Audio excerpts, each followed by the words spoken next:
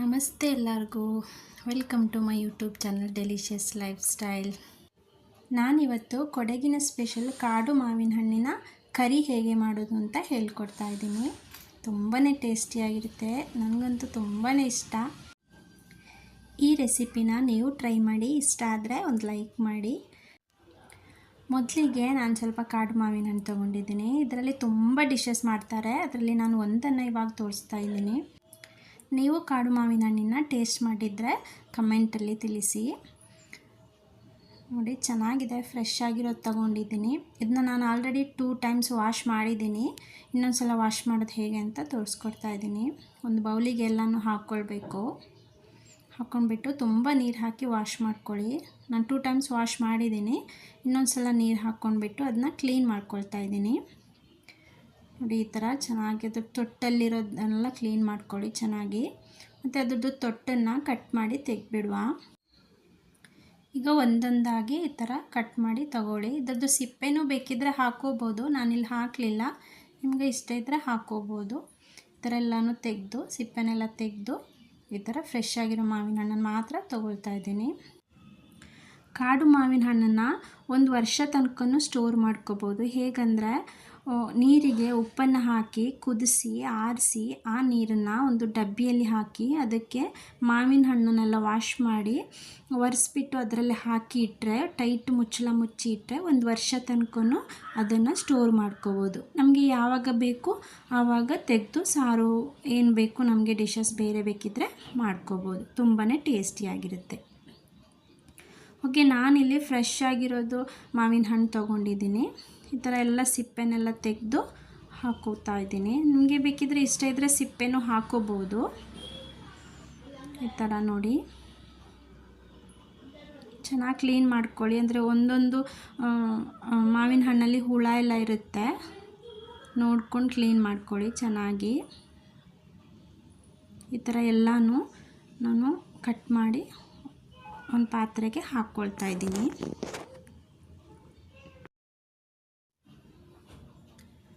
ಈಗ ಕ್ಲೀನೆಲ್ಲ ಆಗಿದೆ. ಈ ಥರ ಇಷ್ಟು ಮಾವಿನ ಹಣ್ಣನ್ನು ತಗೊಂಡಿದ್ದೀನಿ. ಈಗ ಇದಕ್ಕೆ ಉಪ್ಪು ಹಾಕ್ಕೊಳ್ತಾ ಇದ್ದೀನಿ. ಆಮೇಲೆ ಸ್ವಲ್ಪ ಚಿಲ್ಲಿ ಪೌಡರ್, ಆಮೇಲೆ ಸ್ವಲ್ಪ ಅರಿಶಿಣ ಪೌಡರ್, ಗರಂ ಮಸಾಲ ಎಲ್ಲನೂ ಹಾಕಿ ಚೆನ್ನಾಗಿ ಮಿಕ್ಸ್ ಮಾಡ್ಕೊಳ್ತಾ ಇದ್ದೀನಿ. ಮಿಕ್ಸ್ ಮಾಡಿ ಪಕ್ಕದಲ್ಲಿಡಿ. ಈಗ ಒಂದು ಬಾಣಲಿಗೆ ಎಣ್ಣೆ ಹಾಕಿ ಸಾಸಿವೆ, ಕರಿಬೇವಿನ ಸೊಪ್ಪು, ಬೆಳ್ಳುಳ್ಳಿ ಎಲ್ಲನೂ ಹಾಕಿ ಚೆನ್ನಾಗಿ ಫ್ರೈ ಮಾಡ್ಕೊಳ್ಳಿ. ಆಮೇಲೆ ಕಟ್ ಮಾಡಿರೋ ಈರುಳ್ಳಿನ ಹಾಕಿ ಚೆನ್ನಾಗಿ ಫ್ರೈ ಮಾಡ್ಕೊಳ್ತಾ ಇದ್ದೀನಿ. ಈರುಳ್ಳಿ ಎಲ್ಲ ಫ್ರೈ ಆದಮೇಲೆ ಅದಕ್ಕೆ ಮಿಕ್ಸ್ ಮಾಡಿ ಇಟ್ಟಿರೋ ಮಾವಿನ ಹಣ್ಣನ್ನು ಹಾಕ್ಕೊಳ್ತಾ ಇದ್ದೀನಿ. ಮಾವಿನ ಹಣ್ಣನ್ನು ಹಾಗೆ ಎಣ್ಣೆಲಿ ಒಂದು 2 ಮಿನಿಟ್ಸ್ ಫ್ರೈ ಮಾಡ್ಕೊಳ್ಳಿ. ಒಂದು 2 ಮಿನಿಟ್ಸ್ ಫ್ರೈ ಆದಮೇಲೆ ಇದಕ್ಕೆ ನೀರು ಹಾಕ್ಕೊಳ್ಳೋಣ. ಅದು ಚೆನ್ನಾಗಿ ಬೇಯಬೇಕು, ಅದಕ್ಕೆ ಸ್ವಲ್ಪ ಜಾಸ್ತಿನೇ ಹಾಕ್ಕೊಳ್ಳಿ ನೀರನ್ನು. ನೀರೆಲ್ಲ ಹಾಕಿ ಆದಮೇಲೆ ಚೆನ್ನಾಗಿ ಅದನ್ನು ಕುದಿಲಿಕ್ಕೆ ಬಿಡಿ, ಚೆನ್ನಾಗಿ ಬೇಯಲಿ. ಈಗ ನೋಡಿ, ಚೆನ್ನಾಗಿ ಕುದೀತಾ ಇದೆ. ಚೆನ್ನಾಗಿ ಕುದಿಬೇಕು ಮತ್ತು ಅದು ಚೆನ್ನಾಗಿ ಬೇಯಬೇಕು. ಅದ್ರದ್ದು ನೀರು ಡ್ರೈ ಆಗೋ ತನಕ ಬೇಯಿಸ್ಕೊಳ್ಳಿ. ಈಗ ಆಲ್ಮೋಸ್ಟ್ ಡ್ರೈ ಆಗಿದೆ, ಹೀಗಾಗೆ ಬಿಡಿ. ಇದಕ್ಕೆ ನಾನು ಕಪ್ಪು ಬೆಲ್ಲ ಯೂಸ್ ಮಾಡ್ತಾಯಿದ್ದೀನಿ. ಅದನ್ನ ನಾನು ಸ್ವಲ್ಪ ಕರಗಿಸ್ಕೊತಾ ಇದ್ದೀನಿ, ಅದರಲ್ಲಿ ಕಲ್ಲುಗಳಿರುತ್ತೆ ಅಂತ. ನಿಮಗೆ ಯಾವ ಬೆಲ್ಲ ಸಿಗುತ್ತೆ ಆ ಬೆಲ್ಲ ಹಾಕ್ಕೊಳ್ಳಿ. ಈಗ ಅದು ಬೇಯ್ತಾ ಇದೆಯಲ್ಲ, ಅದಕ್ಕೆ ನಾನು ಕಪ್ಪು ಬೆಲ್ಲನ ಮಿಕ್ಸ್ ಮಾಡ್ಕೊಳ್ತಾ ಇದ್ದೀನಿ. ನಿಮಗೆ ಎಷ್ಟು ಸ್ವೀಟ್ ಬೇಕೋ ಅಷ್ಟು ಹಾಕ್ಕೊಳ್ಳಿ. ನಾನು ಸ್ವಲ್ಪ ಜಾಸ್ತಿನೇ ಹಾಕ್ಕೊಳ್ತಾ ಇದ್ದೀನಿ, ನಮಗೆ ಇಷ್ಟ ಅಂತ. ಬೆಲ್ಲ ನೀರನ್ನ ಸೇರಿಸಿ ಆದಮೇಲೆ ಅದರಲ್ಲಿ ಸ್ವಲ್ಪ ಹಾಗೆ ಬೇಯಲಿ, ಬೆಲ್ಲ ನೀರೆಲ್ಲ ಅದಕ್ಕೆ ಹಿಡೀಲಿ, ಸ್ವೀಟೆಲ್ಲ. ನೋಡಿ, ಎಷ್ಟು ಚಿಕ್ಕ ಚಿಕ್ಕ ಕಲ್ಲುಗಳಿರುತ್ತೆ ಕಪ್ಪು ಬೆಲ್ಲದಲ್ಲಿ, ಸೋಸಿನೇ ಹಾಕ್ಕೊಳ್ಳಿ. ಈಗ ಒಂದು ಬಾಣಲಿಗೆ ಧನಿಯಾ ಪೌಡರ್ನ ಹಾಕಿ ಹುರ್ಕೊಳ್ತಾ ಇದ್ದೀನಿ. ಡ್ರೈ ಆಗಿ ಹುರ್ಕೊಳ್ಳಿ, ಎಣ್ಣೆನ ಹಾಕೋದು ಬೇಡ. ಅದು ಕಪ್ಪು ಕಲರ್ ಆಗೋ ತನಕ ಫ್ರೈ ಮಾಡ್ಕೋಬೇಕು.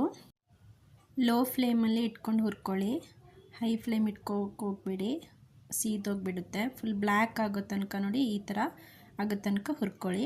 ಮತ್ತು ಇದನ್ನು ಇದಕ್ಕೆ ಮಿಕ್ಸ್ ಮಾಡ್ಕೊಳ್ಳಿ. ಚೆನ್ನಾಗಿ ಅದು ಕುದಿ ಬರಬೇಕೀಗ, ಒಂಥರ ಗಮ್ ಅನ್ನುತ್ತೆ, ಅಲ್ಲಿ ತನಕ ಬೇಯಿಸ್ಕೋಬೇಕು.